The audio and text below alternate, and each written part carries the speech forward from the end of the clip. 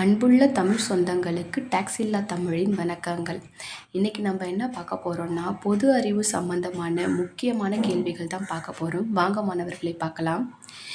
ஜெய்ஹிந்த் என்ற முழக்கத்தை பிரபலப்படுத்தியவர் யார்? மகாத்மா காந்தியா, ஜவஹர்லால் நேருவா, சுபாஷ் சந்திரபோஸா, பகத்சிங்கா?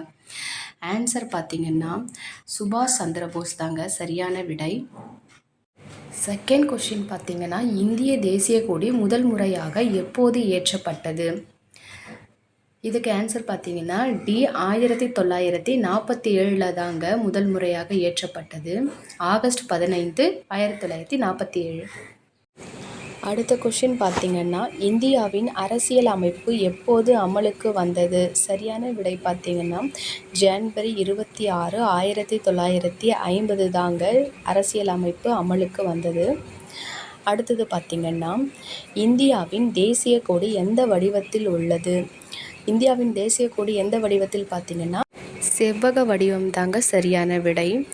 அடுத்த கொஸ்டின் பார்த்திங்கன்னா, இந்திய தேசிய கொடியில் அசோக சக்கரத்தில் எத்தனை ஆரங்கள் உள்ளன? இதற்கு சரியான விடை பார்த்திங்கன்னா 24 தாங்க சரியான விடை.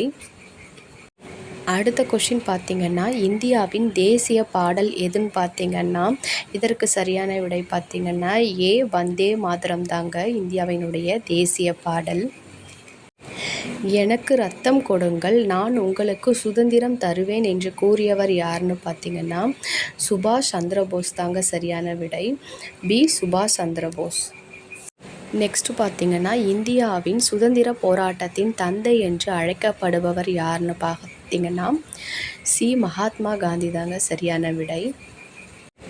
நெக்ஸ்ட் கொஸ்டின் பார்த்திங்கன்னா, இந்தியாவின் முதல் பிரதமர் யாருன்னா பி ஜவஹர்லால் நேரு தாங்க சரியான விடை. இந்திய சுதந்திர போராட்டத்தில் உப்பு சத்தியாகிரகம் எப்போது நடைபெற்றதுன்னு பார்த்திங்கன்னா பி 1930 தாங்க நடைபெற்றது.